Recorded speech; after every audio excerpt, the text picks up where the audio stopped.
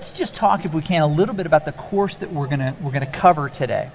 So this is really, it's the quintessential piece. It's the Watopia Hilly Forward, which is it's as close to the classic course as you can get. It's the one that's been active for the longest. Now, it's not the first, but we're not going to go into all the history of Zwift, but it is the most common one that we've been able to do. So we've got a tough start, right? That tough start is going to be right at the beginning, and you've talked about it before. Less than 2K in, you hit this big climb. Yeah, and it's steep at the bottom. I mean, this thing is 10% at the bottom. The resistance comes on the trainers. It's like boom, they have hit a wall. Yes, and you'll see them get out of the saddle. They're pumping. They're going for it. I mean, this is a wake up call. And this can be a panic at times for them as they kind of move into that. And they repeat this course, as you saw, 3 times. They come back to that start finish, and then they've got to do the whole thing again, a total of about 17 miles over this 3 laps, 27 kilometers. But it's 1,000 feet of elevation change over the whole time, about 300 meters, which doesn't sound like a whole lot. But when you're racing these women in this line, it is pretty powerful stuff. We are real close to the start of this and super excited. So we'll give you just a quick rundown of the women who are here, and we'll go back and forth. Carrie Conaber. Dixie Newsom. That's right. Irina Osola. Beth York. That's right. We know Beth well. We know Beth. Taya Freestead. And Esther Messels. Yes. Inga Jansen. And Siri Hildon. Yes, I'm giving him all the hard names. Christina Torres. And Jenny Johansson. Yes, it is.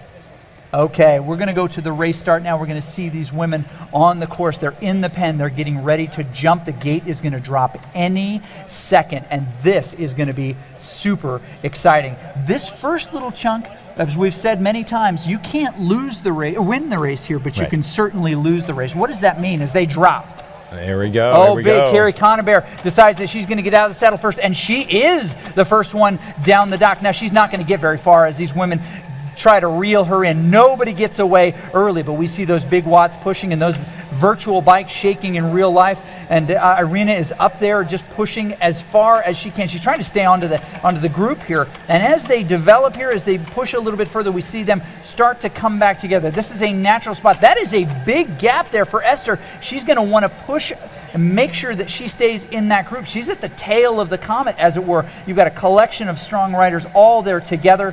And you've got Siri also in that as well. The big people that you want to be there. But Christina Torres finds herself just gapped off the back a little bit, and Jenny Johansson as well. They're doing way too much work on her this early to try to catch back on the main group, aren't they? Yeah, this is the start. I mean, like you said, they take off, and you may not win the race right here, but you can lose it. And these ladies, they need to get back on right away. They need to make this move to get on. So the savvy virtual racer, Carrie Conaber, makes sure that she's in that lead group. She is the one who's the instigator. She pushed it at the very start to make sure that she was going to make that group. And it did create some separation. It looks like they're all together now. No one is off the back, but they're getting close here to the start of this big climb. And it happens just around the corner as Carrie says, I'm going to take this front here. Now, she comes, finds that she's got another competitor right there. Sola right by her, now pushes around. Love that hairstyle of the PTZ rider as well, which actually mirrors her real life hairstyle, which we'll talk about in a second. So they are all in this together. You mentioned 10% right here at the start. Here it is. I mean, boom, you saw the hills coming. There they are. They saw it coming. They know they're out of the saddle. They're pushing. I mean, they're putting down some big watts here. This is big watts indeed. This is the 260, 270, 290 watts, 300, 345 watts. I mean, they are going hard. Every single woman here is pushing it. They are, and they're collected together in a big mass here. They're trying to make sure that they stay in that group. A little push on the front. Hard to see who that is. It might be Inga. It might be, yes, I think it is. And Irina there on the front, Sola, doing her big work right there. In the pink here in real life, but wearing that Zwift kit in the game. She obviously team Mazda there as well. Now you can follow along. You can see where these racers are on the course at CycleView, which is the CycleAgentRankings.com page, CycleView.CycleAgentRankings, and you can search that as well. But you can see exactly where they are on the course with this live data, and it is a thing to behold. Very, very exciting. Now, as these racers as these racers continue to push hard, we see Dixie Newsom just trying to hang on to the front group here. We have the group here. She's just trying to climb up now, but this gets a little bit harder, doesn't it? Look at the separation that's occurring already, Chris. Yes, it is. We're seeing some ladies pull ahead here, and I mean, yes. This is the right away. First lap, first hill, bam. Siri and Irina both in the front here. The American in Irina and the Norwegian in Siri pushing more than 4 watts per kilo. They're in the lead. Wow. Now the chase really is the collection of that main group, just a little bit behind. They're the people you would expect to see.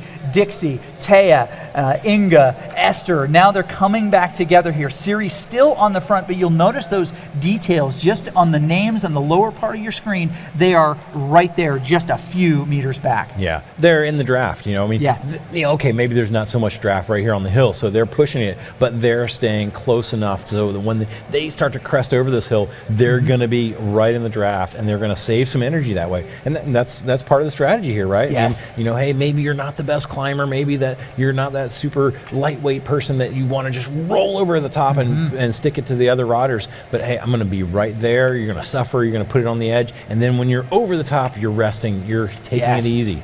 Now Jenny and Christina are just a little bit further behind. They're figuring about 25 seconds at this point. That's a tough spot to be. Carrie Conabear just keeps, she's right at the end of that group, kind of biding her time, but occasionally the gap just opens to 1 or 2 seconds, and you can see this in the telemetry. She gets gapped just a little bit. She's going to want to really make sure that she's in the slipstream. She could be spending too much energy at this point, couldn't she? Absolutely, and you want to be on the wheel before they go down this hill, because if you're not, it is going to be tough to catch up. Yes, and they are all cresting the top of that hill. You can see it in the telemetry view. Beautiful view. They really see that as a lead group. Carrie just 3 seconds back off the group now. Now again, this is just the beginning of the race. You can't win it here, but you can slip off the back. Now, Carrie's got to close that gap to the group really fast, because a group can travel a lot faster than a single, right? Right, and this is just like in the real world. I mean, they're breaking the wind. They're a peloton of riders, and they go faster downhill as a group. They do. And they're using the group dynamic, and that's one of the beautiful things about cycling, is that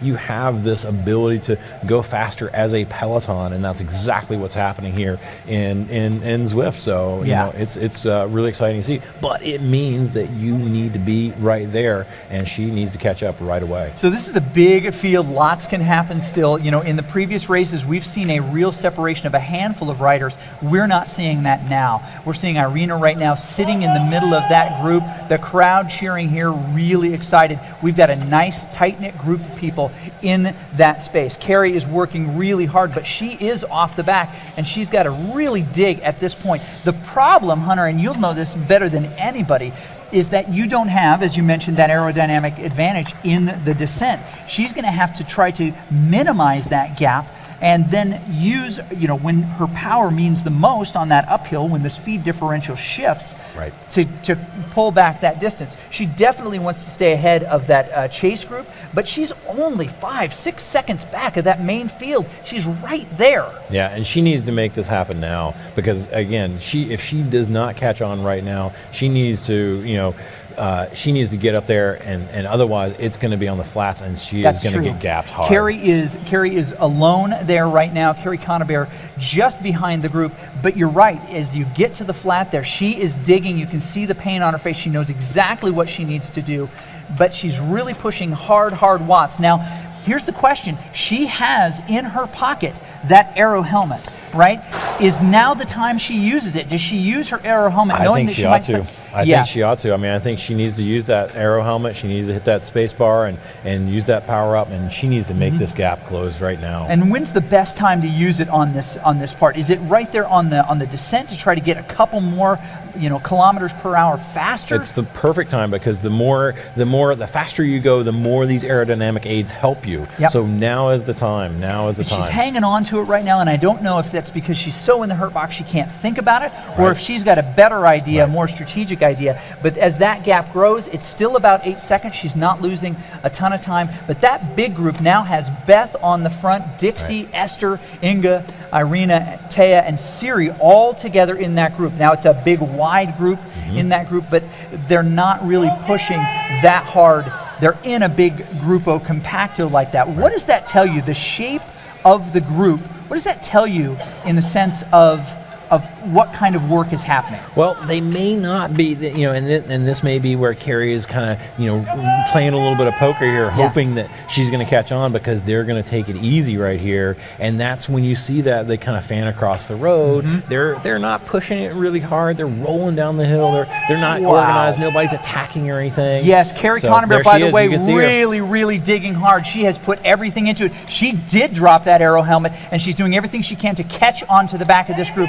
More pain now than ever before. She's coming close to this group, and this is the big now or never moment as she hits this riser. Now it shows on the profile here. It doesn't maybe look like it on the game, but she's closed that to just 2-3 seconds. It bounces back and forth. She can see them, and as they come up this last little section right here, you'll see that yellow and that orange on there saying this is a steeper section. She can actually pull that back down to 2 seconds now on our telemetry here. Beautiful look at the telemetry. Yeah, she's doing it. She's doing it, Chris. She's doing it. And this is it. She's doing it. We can see her out of the saddle now. She is working hard. These other riders are not doing that same kind of work. They're spinning hard, but she's got to burn as many matches as she has left, because there she is. And right now, telemetry showing she is back on with these riders, and they are all really in a collection together.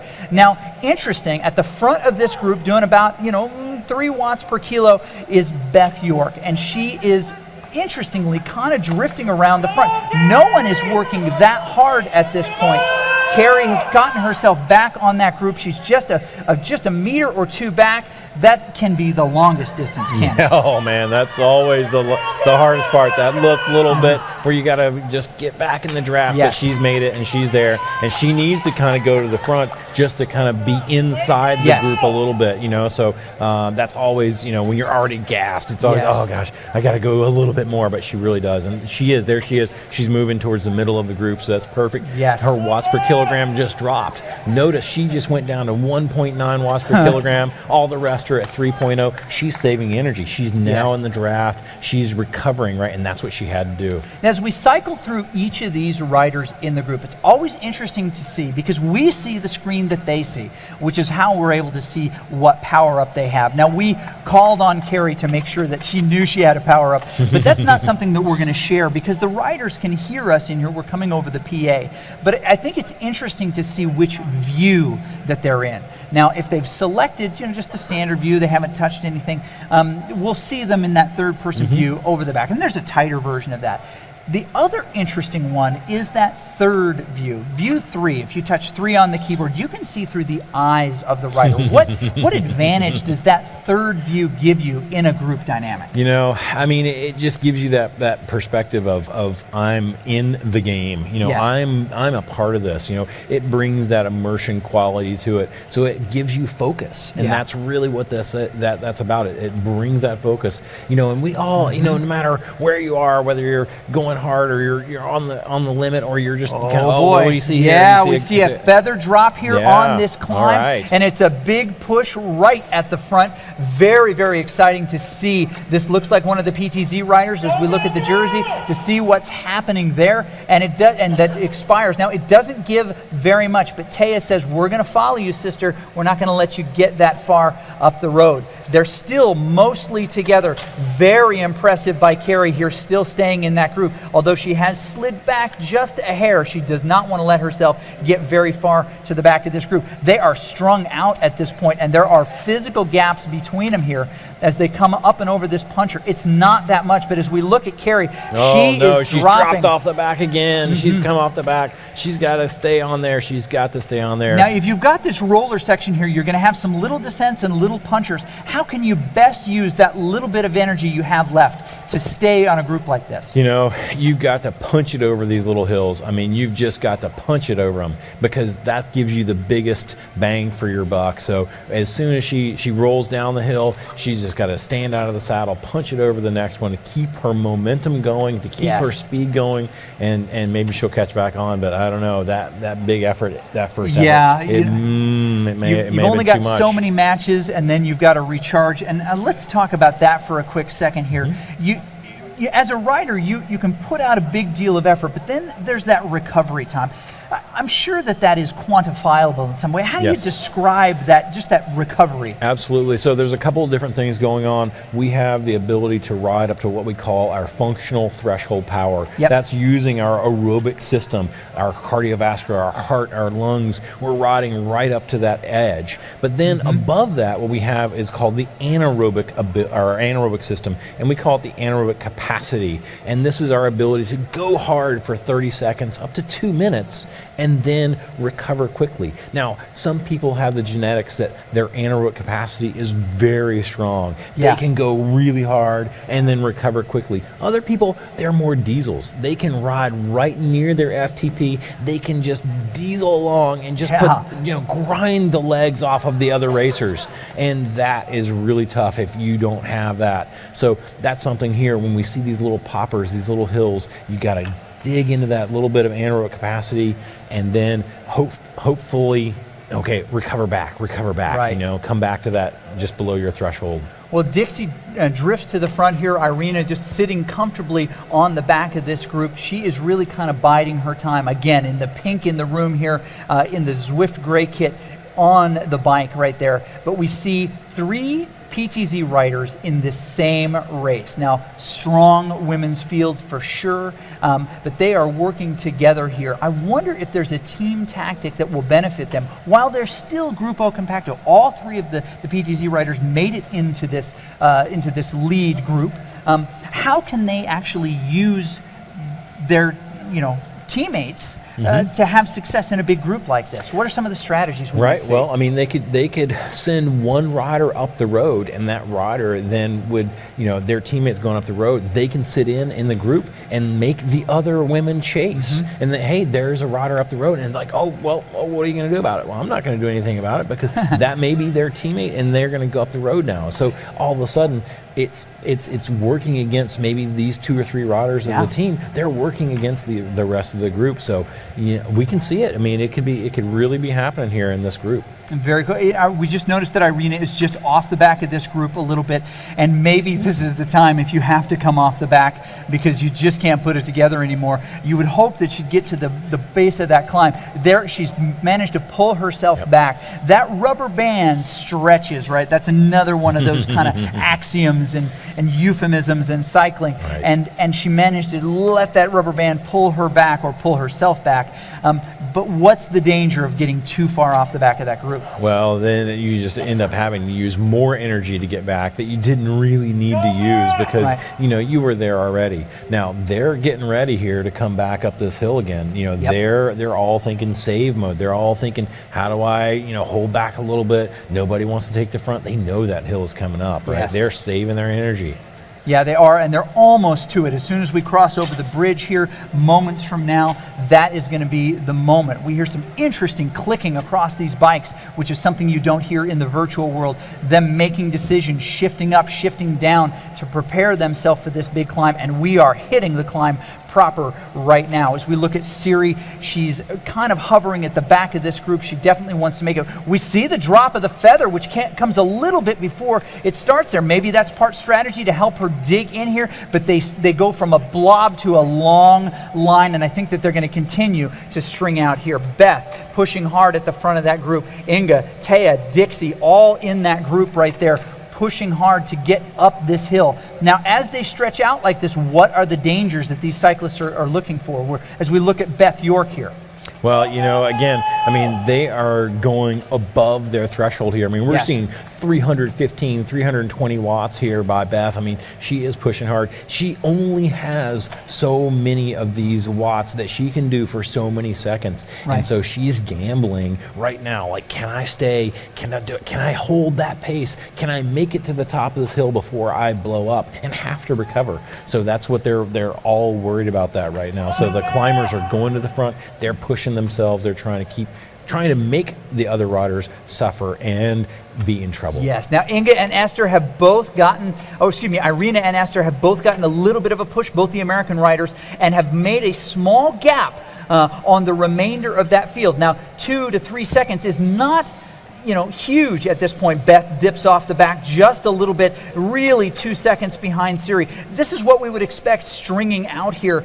But that is not really that kind of gap that makes a big difference. But if you are one of these teammates and testing, you mentioned there's only so many watts you can put out for so many seconds. This is a preliminary race. Is it beyond the realm of imagination to think that someone might actually be testing other people and thinking, well, I wonder how much she can do? Well, no, absolutely not, because I mean, these ladies are thinking, hey, I'm going to go to the finals. I'm counting myself into the finals, and I'm going to have to race this other one in the finals tomorrow. So they're trying to see what kind of watts the other rider can do. Yeah. Can they hang? Wow. And we are seeing some faces big of time pain pain Chris. here. I mean, now we are seeing also some separation here as we go to that global view, and we can see the different riders and bounce around between them. We see Esther and Irina putting in a much, much bigger dig here.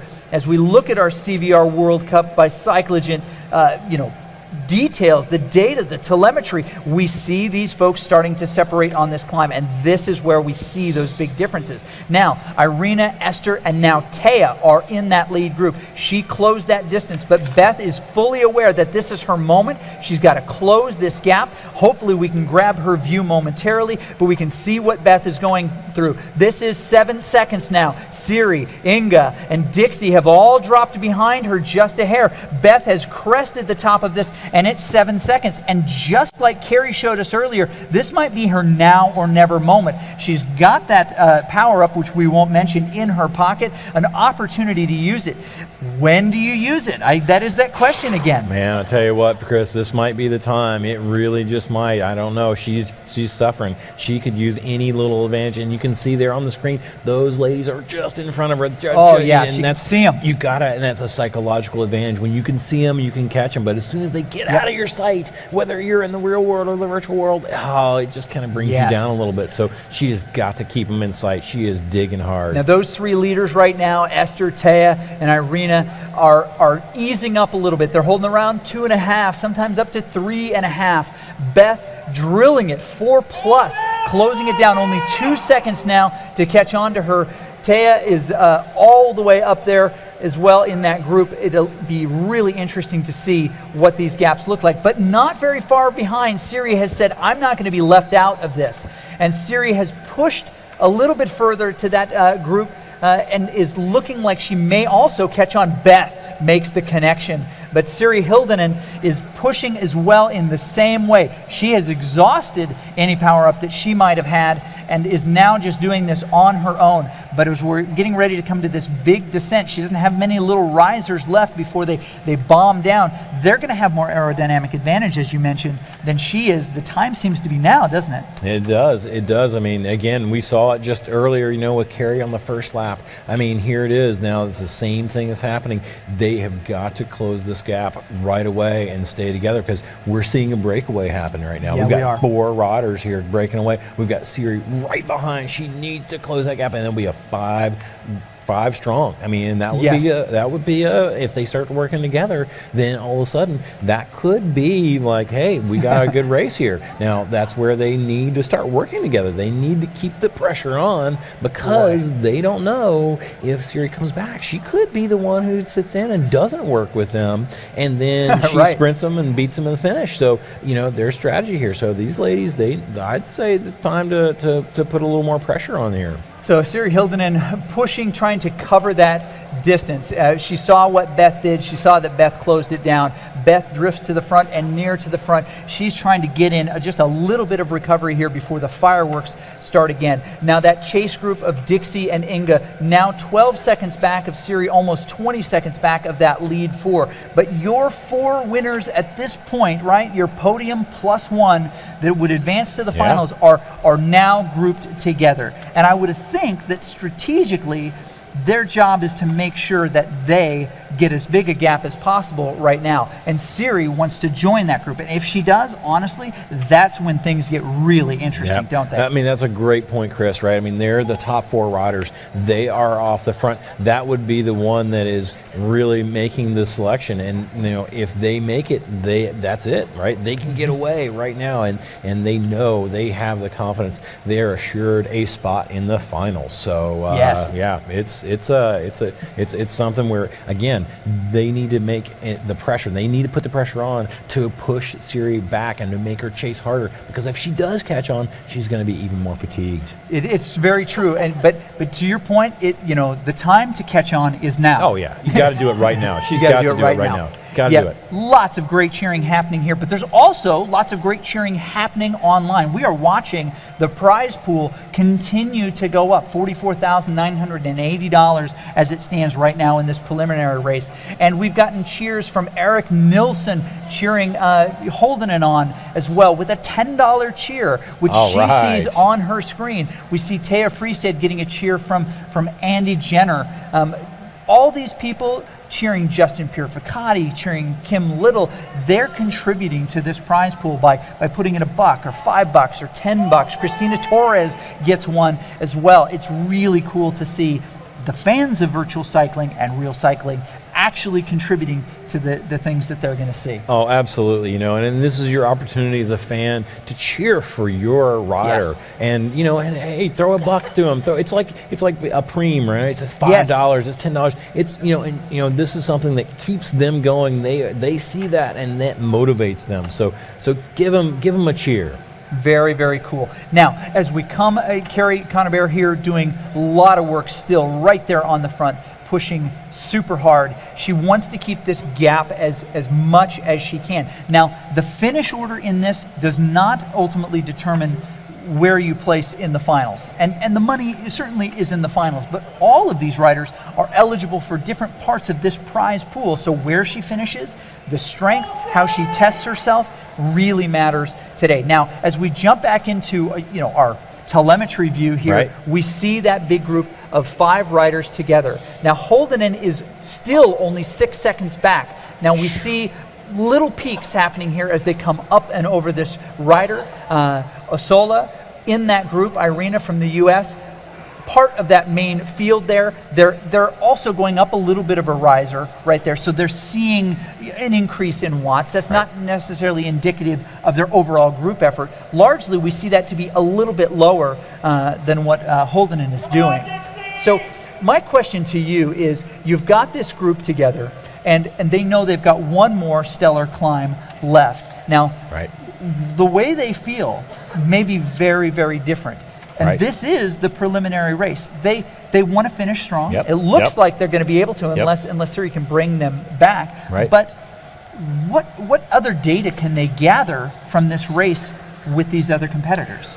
Well, you made a great point here, right? They know this next climb's coming. They're going to have to put out a big effort there, but they also know I've got a race tomorrow, especially these 4. Hey, they're kind of pulling away, but at the same time, they're looking over their shoulder, so to speak, to see what the other riders are doing. And here we see.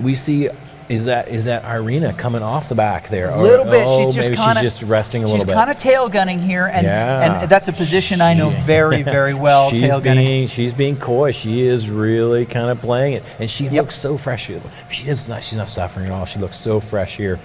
She looks great. She looks great. I think she's just playing around here. She's sassy, taking on a little bit of water, making sure that she is connected to that group. Now, the only time that can be a danger is if you do it in a place where somebody can attack. Now, these flats, they don't attack nearly as much. She eases up just a little bit, and it looks like, just by my view here, they're pushing hard as they come through this sprint section, and we're seeing something different happen. We've got Siri also in that group.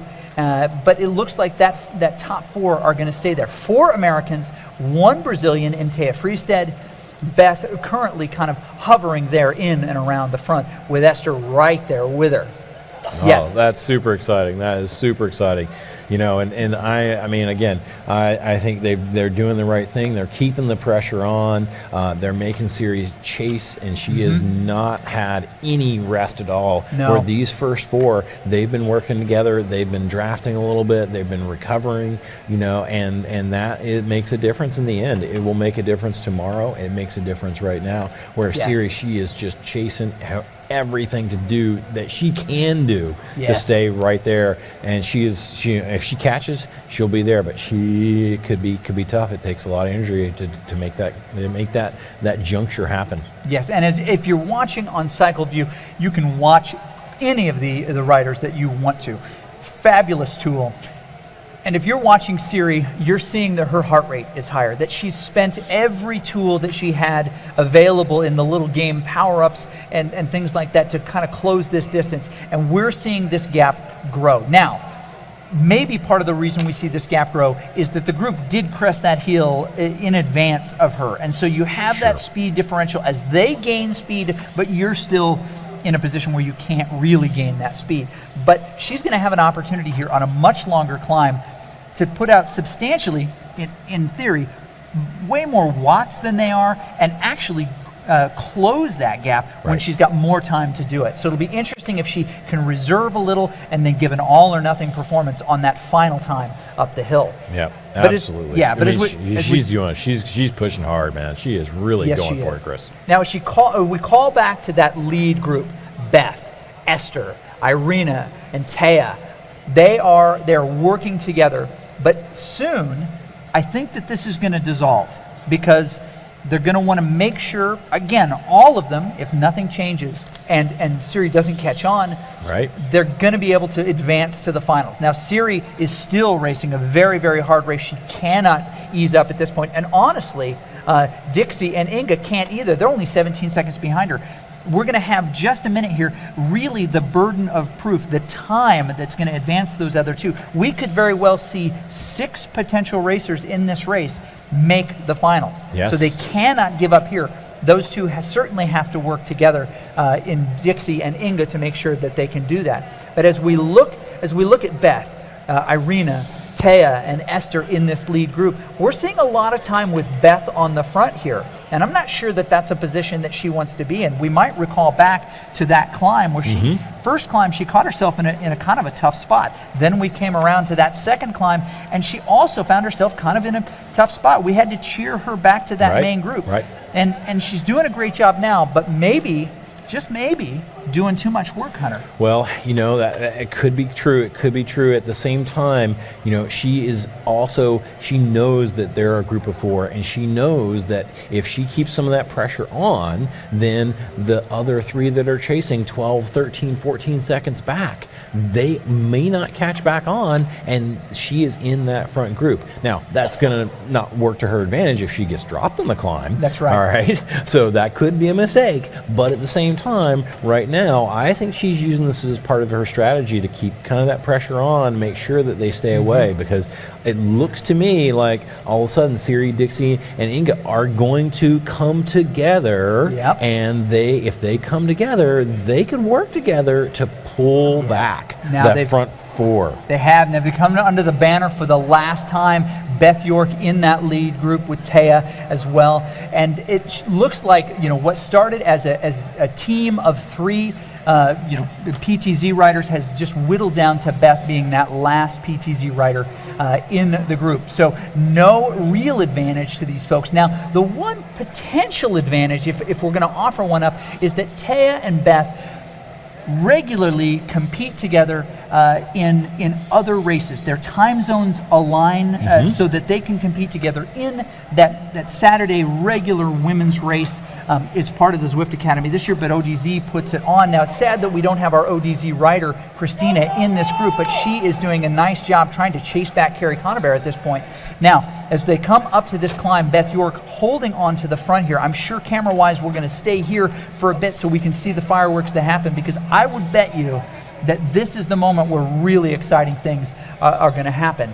Now, our other ODZ rider that is in this group really helps to kind of work out what is happening as far as teams in here. Now, Taya is that ODZ rider. She is elected to go hairless in this, which is really interesting. We'll talk about that at a later time. More aero. That's more aero, Chris. Come on. It is definitely more aero. No one's disclosed whether or not hair actually contributes to the aerodynamic profile of this race, but we'll see it here for sure. Now, Irina just a little bit behind. Taya tightly on the wheel right there, making sure that she paces up that climb exactly like she would want to. As we look at Irina just a little bit further behind, she just wants to make... Is Beth coming off there, Beth Chris? might be coming off just a hair. She is the last one in the line here. We see her body language here in the theater, in the stadium, and she's definitely working hard. She's getting lower and lower. I'm afraid to tell you that your body position inside the arena here on the trainer will not get you another half a second,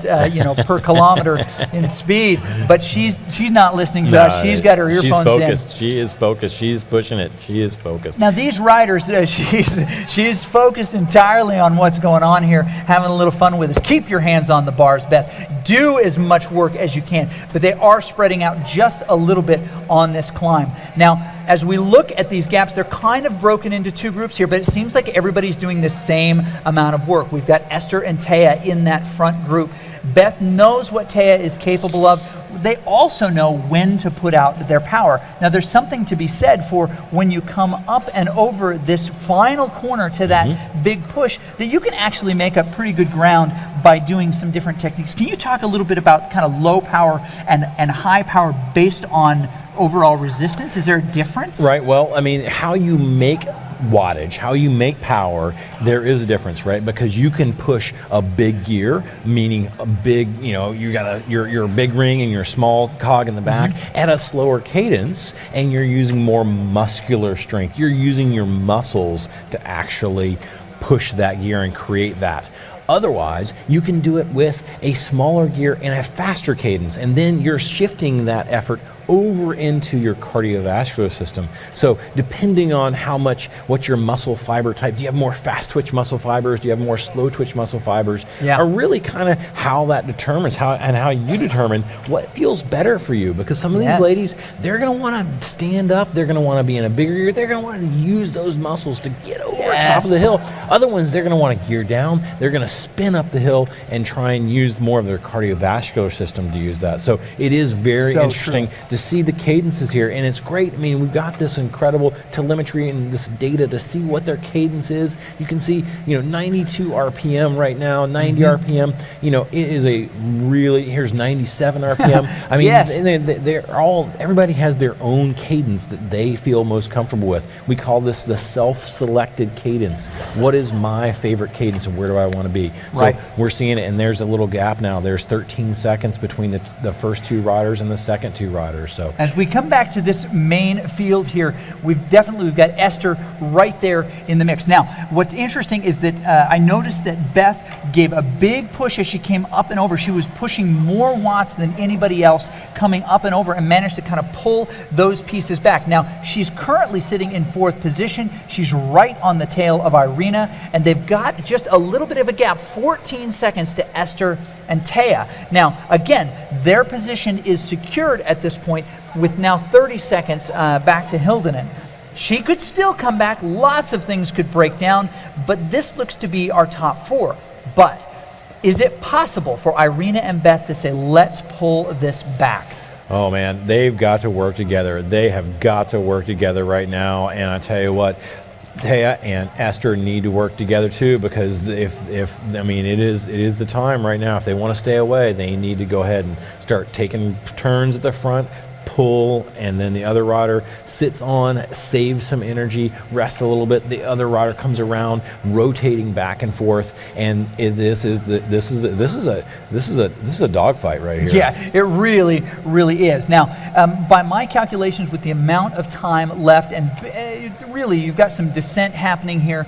They're spinning down. They're about to get into the flat. It's going to take 0.6 to 0.7 watts per kilo more as an average to close by the time they get to the top of that hill and enter into the S's, where it really becomes anyone's game. And as you see in the telemetry, they are descending, and they're right there, right? Irina and Beth together. They've got to make sure that someone is watching what's happening in front. And if Taya is doing 4 watts per kilo, she's got to do 4.5, 4.6 to close that down. And that's what it's going to take to get almost 20 seconds back. Taya, however, making sure that she is doing the drilling on the front. Beth in her zone. What do you notice about her body language and her cadence about how fresh she is and maybe how much she has left? Right. Well, I mean, you can see she's out of the saddle there. Her hips are rocking. She is tired. She's working hard. She's been on the rev limiter. She's been at her functional threshold power a lot of this race. And like you said, they've got to do more than the leaders, and that means they go above their threshold power. And if they go above it, they have to, well, can I make it? Can I recover when we actually catch them right now? We just saw a shot of Taya there. She looked pretty darn comfortable, Chris. Yes, she did. She looked pretty darn comfortable. She's just found that place that she wants to be. Now, there's kind of a thing that happens when you're pushing heart rate, and I always think of it as ringing the bell, right? That when I'm in a crit race or something like that, and I have to, close a big gap or follow a big move, my heart rate hits a point where I just kind of realize to myself, okay, I can't keep doing that, right? Yeah. I can get close to it, I can hover near it, but there's almost a violation where you're over, maybe it's psychological, where your power just drops a little bit. But that's they've got to ring the bell right now. Beth has got to ring the bell a few times. She's got to get up there, or this gap is going to continue to grow, and it looks to be 22, 21 seconds at this point to Esther and Taya. Absolutely, and hey, look at our prize pool. We are almost at $45,000. Hey, come on, you guys, get us over there. Cheer for these ladies. Get us over that hump. Give these ladies some cheers. Throw on $10, $5.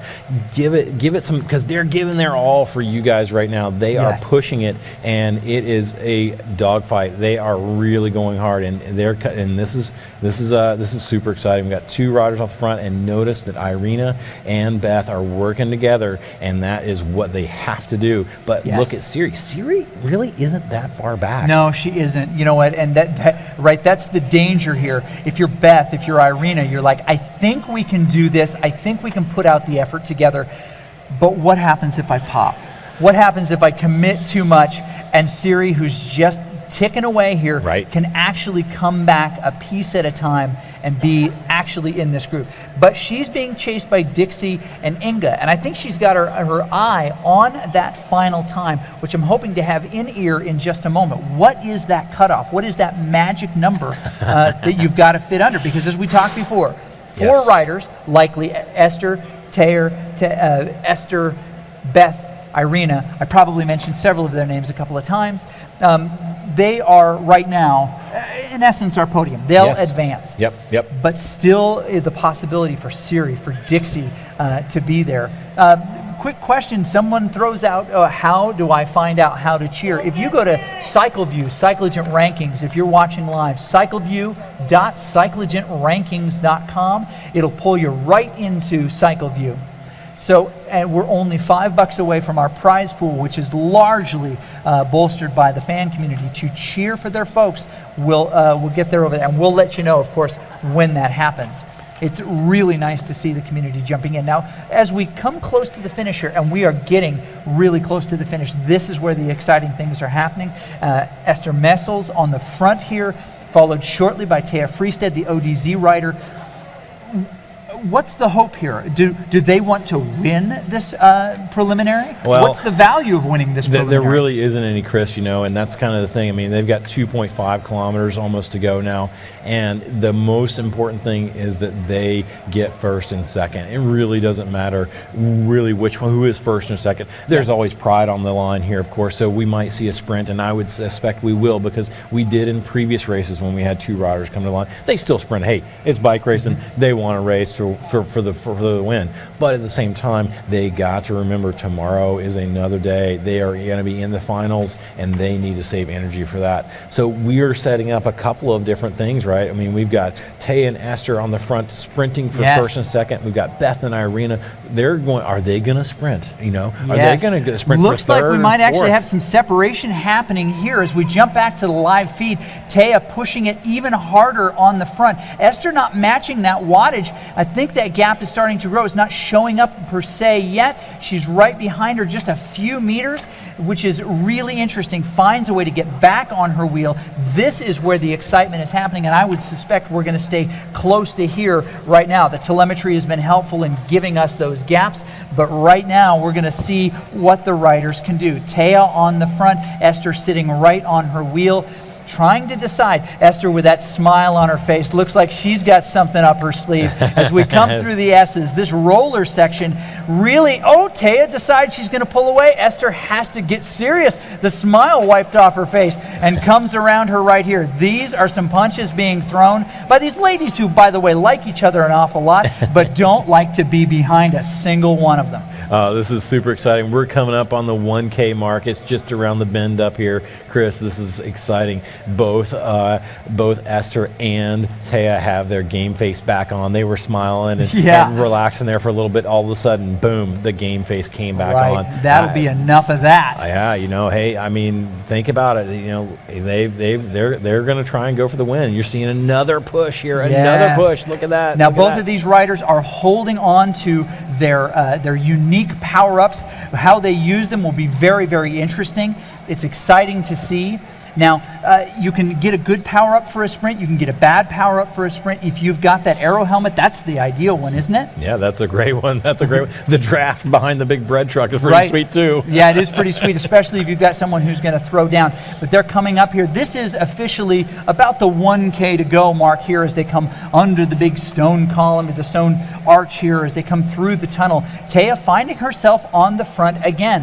Esther biding her time. She doesn't want to be there. Now, is it because she doesn't have a lot left, or she's just super savvy and wants to beat Taya to the line? Well, we're going to see it here. This looks like it's going to be a nice little sprint. So neither of them, we saw an attack here. We saw it, and all of a sudden now. Hand poised over the keyboard. Watch out. We've got a rider ready to drop that. Her eyes casting over to the side here, trying to figure out when it's going to happen. The big overhead view here. We're going to see the big action happening right now. They're inside that 300 meters to go. There's the big push by Esther. She comes around. Taya also drops hers, tries to make this go as much as she can, but that gap is getting bigger and bigger. This was Esther's moment. She had the right power up at the right time, used it strategically, gets a big gap on Taya, comes over the line, wins this qualifier, arms up in the air, surrounded by people here.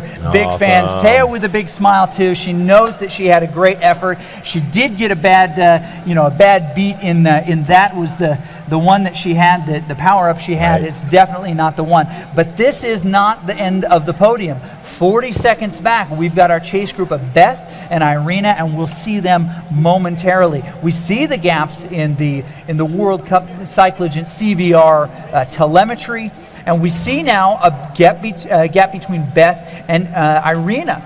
This is an interesting one, isn't it? 3 seconds now. Irina's got to pull her back before the finish. Now, she's got her spot. Yes. Right? Absolutely. She's not, or does she? Look at Siri dipping into the 7 and to the 8. Beth as well. Irina. They can't ease up. They can't ease up. No, Siri, this is going to be really interesting to see as we get close to the end. Just Beth finished. Completely satisfied, but Siri is putting in a really hard effort here. We're seeing that it was 30 seconds. It's down now to 12 seconds. Beth has got a gap. She's just a big finish here. Irina coming up to the finish. Siri trying to get there. Okay, Siri comes across the line. She's got it as well. Right there. Great time. We'll find out if that is good enough. But boy, what a great effort she gave us throughout. Dixie coming across. We see them. Dixie, Inga, right there to the finish, pushing as hard as they can. Just 14 seconds back in that chase group, and they're going to come across that line as well. Just about a minute back, we've got Carrie, one of the crowd favorites here, still with about 2 minutes over Christina, 3 over Jenny as they finish up here. But it looks like, based on the telemetry here, we've got our winner as Esther Messels. And she was not even a second gap to Taya Freestead from Brazil, just behind. Okay. So as we bring it back here, and we welcome you into the booth here, right, at the National Velodrome, we're starting to see how this race is going to shape up. It's an exciting one, right? We're going to see this push to the finals tomorrow, where these women will race in separate heats throughout the day. It's going to be fabulous to see. Now, I ask you, of these riders, Esther, Taya, Beth, and Irina, those that have definitely qualified. Yes. Big applause to Carrie Conabear as she comes. She's got a great group of fans around her. They are cheering her on. This is different than regular cycling because you can walk up and you can jump in. You're right there. Yes. You're right beside them. I mean, it's pretty exciting. So as you look at those first four, Esther, Taya, Beth, and Irina, what are your thoughts about maybe who held back a little bit, who maybe have a couple more of the good fireworks, as it were, stuffed under the bed that they're ready to bring out when all the cops are gone? Right. Well, and tomorrow we've got this big long hill climb, and so we saw Esther and Taya go away today on the climb, so they put that effort in on the climb. Now Beth was right there. She was on the rivet. She was pushing it, but I think maybe she held back a little bit as well. So I think that Irina also may have well. So that could have been a nice strategy for them for tomorrow. It's going to be interesting to see because tomorrow we've got the best of the best. And we don't know exactly how that's going to go. But I tell you what, it's going to be close because these ladies were really close to the ladies in the first heat. Yes, they were. And this is going to be super exciting. What a great race. And the stages tomorrow line up really, really in a special way because you've got that climbing stage. You've got a more traditional stage like this. It's actually the same course in reverse. There you go. And you've got what would be considered a more traditional crit course. Now, these are shorter races. However, they play to the talents more specifically than this overall race will. And so we see Beth doing a great job. She's walking down the line, excited. They're just shaking each other's hands. That's awesome. She and Irina worked hard together in this race, and now they're doing they just love each other. They hate each other on the bikes. They love each other. Well, they've been riding with each other for a long time, and they've been having a great time. Yep. We were eating dinner the other night, and they were talking about what they were going to do. So it was a lot of fun. Yeah, a lot of love being shared out there, and we hear Beth's voice, and she's doing a great job. And hopefully, we can jump to her in just a second to see the great work that she's doing now. So, one of the things to ask you here real quick. Now we'll see essentially the top 5 riders from each group. Now, granted, we've got two folks that we don't know yet that are going to be part of that group. But really, they're going to be much more closely aligned in overall ability. Yes, absolutely. So, in these different events, do we expect a tighter finish? This was a great pack first lap. Yeah, absolutely. And it is something that it could be one of those things that who knows. I mean, we saw some climbing ability. Tomorrow we're going to see more of this up and down. And then we've got the criterium who has a sprinter. That's going to favor a sprinter. So, there could be some riders in the first one that holds back and goes to the sprinter. I think we're getting ready to go to Beth. We are. Okay, so we're going to jump down to Beth right now, who is not only done racing, but she's going to interview some other people. That's how multi-talented she is. Well, this was really great because Esther is new to Zwift. I saw her in backstage CVR a couple days ago, getting familiar. So how was this race? It was a lot of fun, first of all.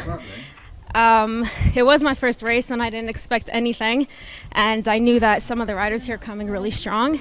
So, I just came to try it out and have fun and just having a little fun, winning, coming in first. That was great. I mean, the effort how does it compare to the outside racing that you've done? It's quite similar. It's very different, but it's more similar than what I thought, put it that way. You really do have drafting and the efforts. I mean, when it ramped up, I really felt it. So are you converted? So I imagine that you had probably a little bit of suspicion, like, oh, I don't know what it's going to be like. So what reservations did you have, and did this help you overcome any reservations? Yeah, so earlier this year I broke my collarbone, so I had to train on a trainer for a few months, and I absolutely hated it. So I came with negative thoughts, and now I first of all recommend to anyone who has to use a trainer for whatever reason to use Zwift. You don't feel like you feel like you're in it. You're not looking at the seconds. That went by so quickly. And yeah, I believe that I would use it maybe in the winter. And even in some races here at CVR in the future. Tomorrow you're going to have the 3-stage race, and now that you've had a little taste of it, is it planting some seeds of strategy in your mind? Yeah, I gotta think about it a little more. I won't ask you to reveal your secrets because, you know. Well, wait. So what are you going to do tomorrow? But I want to compare the earlier race this morning and see, the power they put out and see maybe if there was a big difference. And that is the mind of a competitor right there. She's going to go back. She's going to check the tape. She's going to compare. She's going to take some notes. So that's great. Congratulations. Great effort. Thank you. That was a lot of fun. Thank you. All right. And back to you guys, Chris and Hunter. Awesome. As we kind of put a bow on this, we've got our 4 just awesome riders who, kind of are going to make it into that group, and including our own Beth, who often sits on this desk, as you can see, with her comfort with a microphone, and she scurries back onto her bike to get a decent cool down. She's got a recovery mode. Absolutely. We know that she's been invited to the prom, so we'll be on the desk certainly Right. tomorrow for this race. But as we kind of wrap this up, we see some great strategy being played out here, and it's going to be fun. So you're definitely going to want to tune in. And how would they tune in? Hey, you can watch and cheer at CycleView. CycleView.cyclogenratings.com. That's CycleView.cyclogenratings. Rankings. Thank you. No, you're good. Rankings.com. And that's where you want to be. We're going to be here tomorrow. It's going to be the finals. We've got 3 stages that we're going to do. I mean, they're not just going to do a hill climb. They're not just going to do a road race. They're going to do a hill climb, a road race, and a criterium. It's going to be a really, really exciting time. On the butt kicking scale, that's just a little bit above Chuck Norris and almost to Jean-Claude Van Damme on the butt kicking scale. There you go. We'll see more of that tomorrow. So we'll sign off for now. We hope to see you there. Please continue cheering. So for Hunter and for Beth, I'm Chris Haskell. We'll see you soon.